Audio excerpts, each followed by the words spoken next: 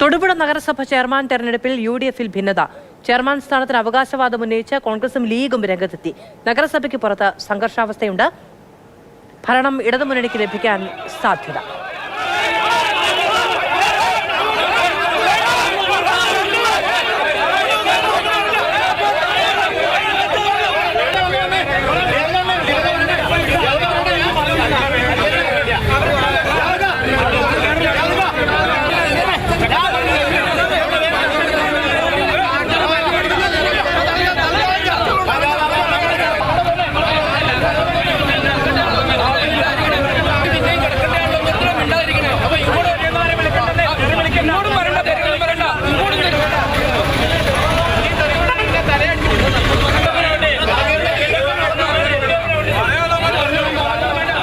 ജെനിസ് രാജു വിവരങ്ങളുമായി ചേരും. ജെൻ, ഈ കൈക്കൂലി കേസും തുടങ്ങിയ വിവാദങ്ങളും ഒക്കെ ഉള്ളതാണ്. 13 അംഗങ്ങളുണ്ട് UDF-ന്.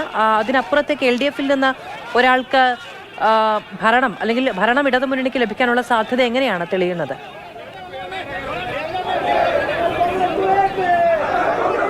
മാധു, തീർച്ചയായിട്ടും UDF-ന് തന്നെയാണ് മുൻതൂക്കം. എങ്കിൽ പോലും നിലവിൽ UDF-ലെ ഭിന്നതയാണ് അവർക്ക് ഭരണം നഷ്ടമാകാനുള്ള സാധ്യതയിലേക്ക് കാര്യങ്ങൾ എത്തിച്ചിരിക്കുന്നത്. ഇപ്പോൾ ആദ്യ 2 റൗണ്ട് തെരഞ്ഞെടുപ്പുകൾ പൂർത്തിയാക്കിയിരിക്കുന്നു. ഇവിടെ കോൺഗ്രസും ലീഗും അതോടൊപ്പം തന്നെ CPM-ഉം BJP-യും സ്വന്തം സ്ഥാനാർത്ഥികളെയാണ് ആദ്യ റൗണ്ടിൽ നിർത്തിയത്. ഇതിൽ ഏറ്റവും വോട്ട് കുറഞ്ഞ മുസ്ലിം ലീഗും അതോടൊപ്പം തന്നെ BJP-യും ഈ ഘട്ടത്തിൽ പുറത്തു പോയിരിക്കുകയാണ്. ഇനി അവശേഷിക്കുന്നത് LDF-ഉം അതോടൊപ്പം തന്നെ കോൺഗ്രസും തമ്മിലുള്ള മത്സരമാണ്. ഈ ഘട്ടത്തിൽ ഏറ്റവും പ്രധാനപ്പെട്ടത് എന്ന് പറയുന്നത് ലീഗ് ആർക്ക് വോട്ട് ചെയ്യും എന്നുള്ളതാണ്. ലീഗ് പ്രവർത്തകർ പറയുന്നത് അവർ LDF-ന് വോട്ട് ചെയ്യും എന്ന ഒരു നിലപാടിലേക്കാണ് എത്തിയിരിക്കുന്നത്. ഇതുമായി ബന്ധപ്പെട്ടാണ് ഇപ്പോൾ തൊടുപുഴ നഗരസഭ ഓഫീസിന് മുന്നിൽ ഒരു സംഘർഷാവസ്ഥ രൂപപ്പെട്ടിരിക്കുന്നത്.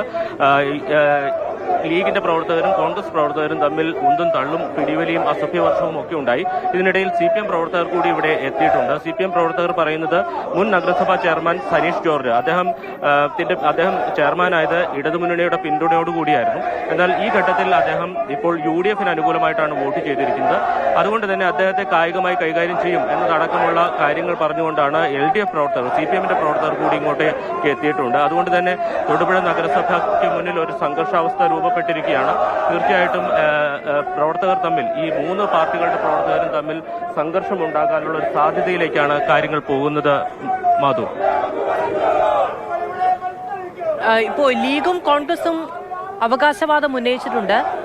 സംസ്ഥാന നേതൃത്വം ഒന്നും ഇതിൽ ഇടപെട്ടിട്ടില്ലേ? ഭരണം പോകുന്നൊരവസ്ഥ എന്നൊക്കെ പറഞ്ഞാൽ നാണക്കേടാവില്ലേ ജെയിൻ?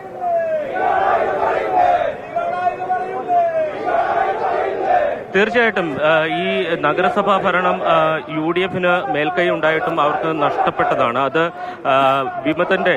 വിമത നീക്കത്തിലൂടെയാണ് LDF ഈ നഗരസഭാ ഭരണം പിടിച്ചെടുത്തത്. അതിനുശേഷം വീണ്ടും ആ ഭരണം തങ്ങളുടെ കയ്യിലേക്ക് എത്താനുള്ള ഒരു അവസരം ഒരുങ്ങിയതാണ്. പക്ഷേ ആ അവസരം ഈ ലീഗും അതോടൊപ്പം തന്നെ കോൺഗ്രസും തമ്മിലുള്ള ഭിന്നതയും തർക്കവും അധികാരമോഹവും മൂലം നഷ്ടപ്പെടുന്ന ഒരു സാഹചര്യത്തിലേക്ക് കാര്യങ്ങൾ വീണ്ടും പോകുന്നു എന്നുള്ളതാണ് ഈ ഘട്ടത്തിൽ നമുക്ക് പറയാനുള്ളത്. കാരണം ഇപ്പോഴും UDF-ന് തന്നെയാണ് മേൽക്കൈ. എന്നാൽ ആ മേൽക്കൈയെ മറികടക്കാൻ LDF-നെ സഹായിക്കുന്നത് ഈ UDF-ലെ ഭിന്നത തന്നെയാണ്. തീർച്ചയായിട്ടും ഇനി വരുന്ന ഘട്ടത്തിൽ ലീഗ് ആർക്ക് വോട്ട് ചെയ്യും എന്നത് വളരെ നിർണായകമാണ്. പക്ഷേ ഇപ്പോൾ ഈ ഘട്ടത്തിൽ ലീഗിന്റെ പ്രവർത്തകർ വ്യക്തമാക്കുന്നത് ഇപ്പോൾ ഭരണം സംബന്ധിച്ച തീരുമാനത്തിലേക്ക് എത്തിയിട്ടുണ്ട് എന്നുള്ളതാണ്. എന്താണ് ഭരണം നഷ്ടമാവുന്നത്? ഭിന്നത വീണ്ടും ഭരണം നഷ്ടമാകുന്ന രീതിയിൽ